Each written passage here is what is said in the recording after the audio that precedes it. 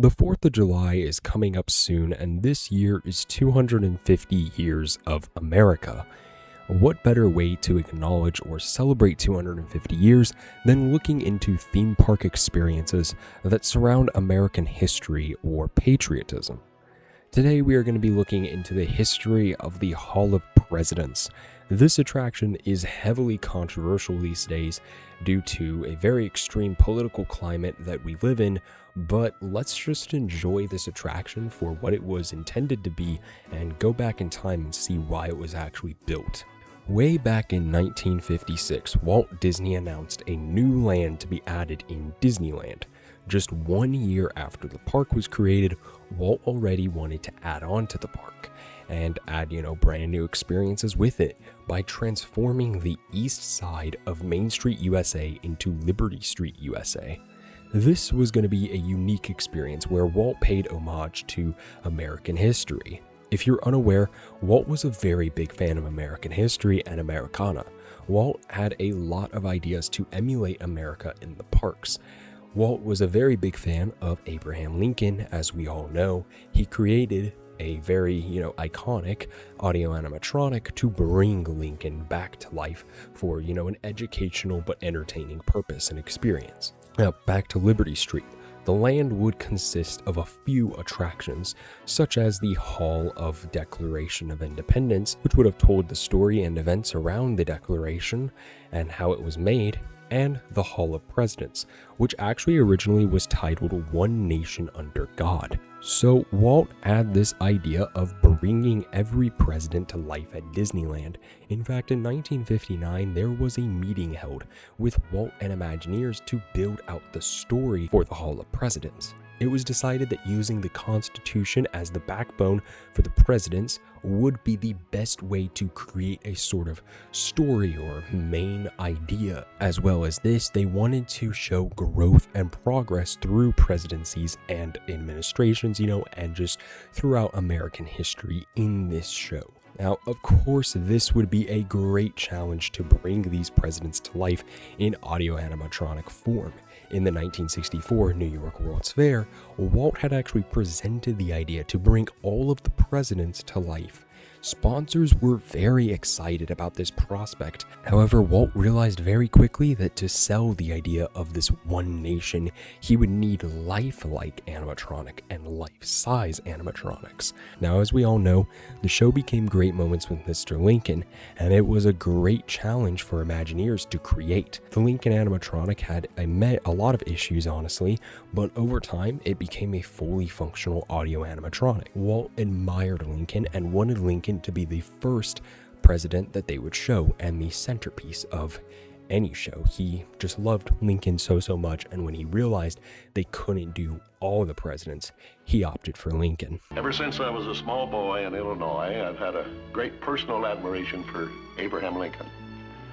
So when we decided to recreate some of the great moments in Mr. Lincoln's life for the World's Fair, we directed all our energies to that task. We wanted to bring to the people of today the inspiring words of the man who held this nation together during its moment of greatest crisis, the Civil War. Now, to recreate a truly lifelike image of Lincoln, we use our new medium of audio animatronics. To start with, we were fortunate in being able to secure this life mask of the 16th president. How do we get this, Blaine? This is actually a copy of an original life mask by the sculptor Leonard Volk in Chicago in 1860. Before Lincoln was president. Before Lincoln was president. Before he had a beard. That's right. Now with this to start with, our sculptor, Blaine Gibson, has been able to create this very accurate likeness of this great man. During our exhaustive research into Lincoln's life, we studied his mannerisms, his gestures, and even his voice characteristics to create a faithful likeness of this honored man. The final result is so lifelike that you might find it hard to believe.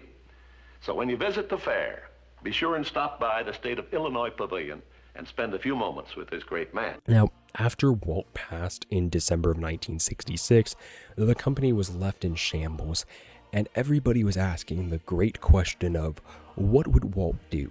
They tried to finish Walt's dream for Walt Disney World, and of course continue the animation films. And when it came to Disney World, the Imagineers chose to bring the Hall of Presidents to life to honor Walt's dreams. Now, Imagineers got lucky as much of the pre-planning work was already done in the early 1960s. Over a 15-year development period, the Imagineers brought to life 36 presidents. On Walt Disney World's opening day of October 1st, 1971, the Hall of Presidents was open. Former President Richard Nixon was in office at the time, and unlike some of the later presidents, he actually did not get to record his voice for the attraction. In September of 1993, however, 5 Imagineers went up to the White House to record former President Bill Clinton's dialogue for the attraction. This started the tradition of presidents actually getting to record their own lines for the show with, Imagineers in the White House. Imagineer Blaine Gibson sculpted actually the first 43 presidents before retiring, and then he handed it over to his apprentice, Valerie Edwards, as she sculpted former President Barack Obama. Now, of course, today this attraction has been a very controversial one, and honestly, I want to highlight the history of how this attraction has actually always been controversial to one degree or another. You see, back when the Watergate scandal hit, so around really when this opened, guests were very angry that President Nixon took the stage and that he was the centerpiece. They were very just upset. I'm sure that during the entire Clinton scandal with Monica Lewinsky, that guests were also outraged that President Bill Clinton took the stage. When former President Barack Obama took the stage, guests yelled at the animatronic and criticized Obama. And this is where the protests and all of that really grew to an insane rate. I'm sure you could find some on the Bush administration, but starting at Obama's administration, people got very vocal. And it only got worse because in 2016, when President Donald Trump was elected for the first time, the attraction was met with a lot of controversy. Reportedly, Trump was not actually cooperating well enough to record the lines, and he actually held up the normal delay of, installing a new president even more so. And of course, conspiracy theories spread online that Disney was silencing Trump. All the while, petitions were made to not include Trump and to remove him because of, his rhetoric and his positions. People that didn't like what he stood for were outraged at how dare Disney include this guy in the attraction, even though the tradition has been to include every president, no matter if Disney agrees with them or not. And of course, as we all know, Disney added him in 2016, then removing him when Joe Biden came in office, and then adding him again in 2025 when he was re-elected. Now, when former President Joe Biden was elected, this was actually a time when many wondered if Disney would just stop doing this entire attraction. Would they stop adding the audio animatronics? First of all, it was during COVID, so many people were distracted. Second of all, when he was elected, Disney already knew how controversial this attraction had been for the past few years under the Obama and Trump administrations. However, Disney, of course, put President or former President Joe Biden in the attraction, and Disney just kept on going with the show. The year is 2026, and President Donald Trump is still on the Hall of Presidents stage. I don't think that this attraction will ever go away, no matter how much Disney dislikes the president that is elected or how much they love the president that is elected. I think honestly at this point, they've been put in a very hard situation where if they tear down the attraction, first and foremost, it would be seen as a political move. If Disney even dared to tear this thing down during a Republican administration, they would get destroyed by the public. The same goes if Disney even dared to touch it during a Democrat administration. Disney would get destroyed in the press. It doesn't matter which party is in office. If they took this thing down, it would become a very, very controversial story, and there would be a lot of backlash.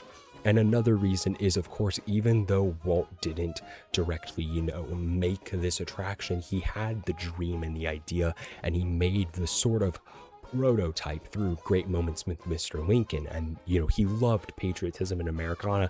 And it doesn't matter if Walt would have agreed with President Trump or President Obama or even President Biden or President Bush.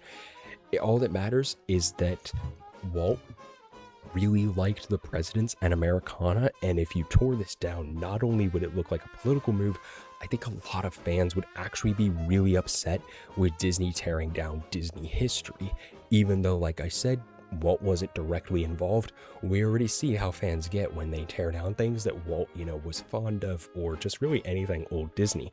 So I don't think this will ever be replaced or taken down.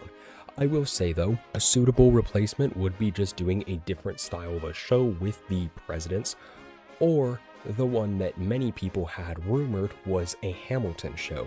Since Hamilton is essentially like a Disney property at this point, I think that honestly putting in a Hamilton show in place of this would of course make people mad and frustrated, but I think over time people would very much so appreciate it and not be so angry about it. But I don't know, you let me know, would you rather have a Hamilton show here, or would you keep the show? Or if you don't want the Hamilton but you don't want this, what would you do with this area? I hope that you enjoyed today's video, and make sure to come back on the 4th of July for a much simpler video where we just look at the Soarin' Over America overlay to see if it's actually a good overlay, and then a full-length video on Sunday about another Americana theme park experience. But happy 4th of July, friends. Have a good one. You guys will see me then. I hope that this was fun, educational. See you next time.